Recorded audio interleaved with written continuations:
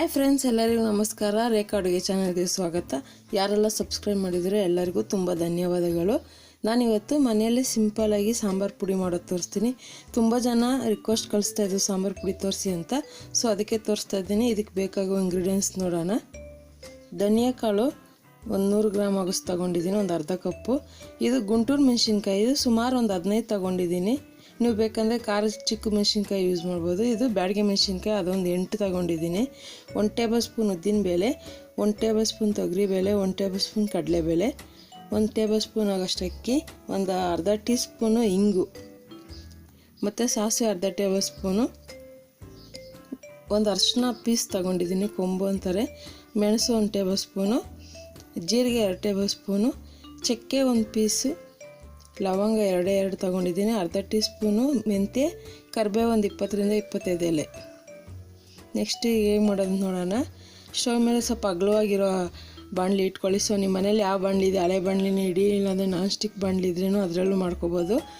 ಒಂದು ಮೀಡಿಯಮ್ ಫ್ಲೇಮ್ನಲ್ಲಿ ನಿಧಾನಕ್ಕೆ ಉರಿರಿ. ಬೇಗನೆ ಉರಿ ಜಾಸ್ತಿ ಇಟ್ಕೊಂಡು ಬೇಗನೆ ಆಗಬೇಕಂತ ಉರಿಯೋಕ್ಕೆ ಹೋಗ್ಬಿಡಿ, ಅದು ಕೆಟ್ಟೋಗ್ಬಿಡುತ್ತೆ, ಸಾಂಬಾರು ಪುಡಿ ಟೇಸ್ಟ್ ಬರೋಲ್ಲ. ಮತ್ತು ನಿಧಾನಕ್ಕೆ ಹುರಿದಿದ ಮೇಲೆ ಕಲರ್ ನೋಡಿ, ಕಲರ್ ಚೇಂಜ್ ಆಗಿದೆ. ಇದನ್ನೊಂದು ಪ್ಲೇಟ್ಗೆ ಹಾಕ್ಕೊತಾ ಇದ್ದೀನಿ. ಅದೇ ರೀತಿ ಒಂದೊಂದೇ ಹುರ್ಕೋಬೇಕಾಗುತ್ತೆ. ಸಾಂಬಾರು ಪುಡಿಗೆ ಎಲ್ಲ ಒಟ್ಟಿಗೆ ಹಾಕಿ ಹುರಿದ್ರೆ ಅದು ಚೆನ್ನಾಗಿರಲ್ಲ, ಬೇಗನೆ ಒಂದೊಂದು ಫ್ರೈ ಆಗುತ್ತೆ, ಒಂದು ಫ್ರೈ ಆಗೋಲ್ಲ. ಸೊ ಅದಕ್ಕೋಸ್ಕರ ಒಂದೊಂದೇ ಹುರ್ಕೋಬೇಕು. ಮೆಣಸಿನ್ಕಾಯಿ ಹುರಿಯುವಾಗ ನಿಧಾನಕ್ಕೆ ಹುರಿರಿ, ಘಾಟ್ ಇರುತ್ತೆ. ಸೊ ಮೀಡಿಯಮ್ ಫ್ಲೇಮಲ್ಲಿ ಇಟ್ಕೊಂಡೇ ಹುರಿಬೇಕು. ಹಂಗೂ ನಿಮ್ಗೆ ಮೆಣಸಿನ್ಕಾಯಿ ಹುರಿಯುವಾಗ ಬೇಕಂದ್ರೆ ಒಂದು ಅರ್ಧ ಟೀ ಸ್ಪೂನ್ ಎಣ್ಣೆ ಹಾಕ್ಕೊಂಡ್ರೆ ಸಾಕು, ಚೆನ್ನಾಗಿ ಹುರಿಯುತ್ತೆ. ಈಗ ಕಡಲೆಬೇಳೆ, ಉದ್ದಿನಬೇಳೆ, ತೊಗರಿಬೇಳೆ ಹಾಕ್ತಾಯಿದ್ದೀನಿ. ಇದು ತುಂಬ ಸಿಂಪಲ್ಲು, ಮನೆಯಲ್ಲೇ ಮಾಡ್ಕೋಬೋದು ಸಾಂಬಾರು ಪುಡಿ. ಇನ್ನು ನನ್ನ ಹತ್ರ 2 ಥರ ವೆರೈಟಿ ಇದೆ ಸಾಂಬಾರು ಪುಡಿ, ಅದರಲ್ಲಿ ಇದೊಂದು ಸಿಂಪಲ್ಲಾಗಿ ತೋರಿಸ್ತಾ ಇದ್ದೀನಿ. ಅಕ್ಕಿ 1 ಟೇಬಲ್ ಸ್ಪೂನ್ ಹಾಕ್ತಾಯಿದ್ದೀನಿ. ಈ ಸಾಂಬಾರು ಪುಡಿ ಎಲ್ಲ ತರಕಾರಿ ಸಾಂಬಾರಿಗೆಲ್ಲದಕ್ಕೂ ತುಂಬ ಚೆನ್ನಾಗಿರುತ್ತೆ. ಈಗ ಹುರಿದಿದ್ದಾಗಿದೆ, ಇದನ್ನು ಅದೇ ರೀತಿ ಒಂದು ಪ್ಲೇಟ್ಗೆ ಹಾಕ್ಕೊತಾ ಇದ್ದೀನಿ. ಈಗ ಸಾಸಿವೆ ಹಾಕ್ತಾಯಿದ್ದೀನಿ. ಈ ಸಾಂಬಾರು ಪುಡಿ ಏನು ನಾವು ಹುರಿತಾ ಇದ್ದೀರಿ ಅದನ್ನು ನೀವು ಬಿಸಿಲಲ್ಲಿ ಒಣಗಿಸ್ಬಿಟ್ಟು ಹುರಿಬೋದು, ಇಲ್ಲಾಂದರೆ ಹುರಿದಾದ್ಮೇಲೆ ಬಿಸಿಲಿಗೆ ಒಣಗಿಸ್ಬೋದು. ಚೆನ್ನಾಗಿ ಬಿಸಿಲಲ್ಲಿ ಒಣಗೋದ್ರಿಂದ ಸಾಂಬಾರು ಪುಡಿ ಕೆಡದೆ ತುಂಬ ದಿವಸ ಬಾಳಿಕೆ ಬರುತ್ತೆ. ಈ ಜೀರಿಗೆ, ಮೆಂತ್ಯ ಅದೆಲ್ಲ ಹಾಕಿದ್ದೀರಲ್ಲ, ಜೀರಿಗೆ ಜಾಸ್ತಿ ಹಾಕೋದ್ರಿಂದ ಸಾಂಬಾರು ಪುಡಿ ಒಳ್ಳೆ ಟೇಸ್ಟ್ ಕೊಡುತ್ತೆ. ಮತ್ತು ಅರಿಶಿನ ಪುಡಿ ಹಾಕೋದಕ್ಕಿಂತ ಅರಿಶಿನ ಕೊಂಬು ಪುಡಿ ಮಾಡಿ ಹಾಕಿದ್ರೆ ತುಂಬ ಚೆನ್ನಾಗಿರುತ್ತೆ, ಒಳ್ಳೆ ಕಲರು, ಫ್ಲೇವರ್ ತುಂಬ ಚೆನ್ನಾಗಿರುತ್ತೆ. ಕರಿಬೇವು ಸೊಪ್ಪು ಅಷ್ಟೇ, ಸಾಂಬಾರು ಪುಡಿಗೆ ನೀವು ಎಷ್ಟು ಹಾಕ್ತೀರ ಅಷ್ಟು ಚೆನ್ನಾಗಿರುತ್ತೆ. ಇದೆಲ್ಲ ಚೆನ್ನಾಗಿ ಸಿಡಿಬೇಕಂದರೆ ಚಿಟಪಟ ಅಂತ ಸೌಂಡ್ ಬರುತ್ತೆ, ಆ ಥರ ಚೆನ್ನಾಗಿ ಹುರ್ಕೋಬೇಕು. ಈಗ ಹಿಂಗು ಹಾಕ್ತಾಯಿದ್ದೀನಿ.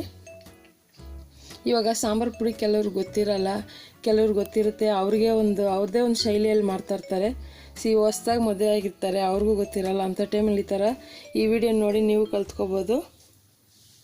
ಈಗ ಇದನ್ನು ಹುರಿದಾಗಿದೆ ಚೆನ್ನಾಗಿ. ಮಿನಿಮಮ್ ಇದನ್ನು ಚೆನ್ನಾಗಿ ಆರಕ್ಕೆ ಬಿಡಬೇಕು, ಸ್ವಲ್ಪನೂ ಬಿಸಿ ಇರಬಾರ್ದು, ಫುಲ್ ಆರಬೇಕು.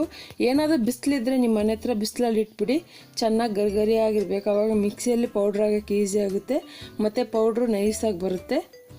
ಇದನ್ನು ಈಗ ಬಿಸಿಲಲ್ಲಿ ಇಕ್ಬಿಟ್ಟು ಬರ್ತೀನಿ ನೋಡಿ. ಈಗ ಬಿಸಿಲಲ್ಲಿ ಇಕ್ಕಿ ಬಂದಿದ್ದೀನಿ, ಚೆನ್ನಾಗಿ ಗರಿ ಆಗಿದೆ. ಸುಮಾರು ಒಂದು ಅರ್ಧ ಗಂಟೆ ಇಕ್ಕಿದ್ದೆ.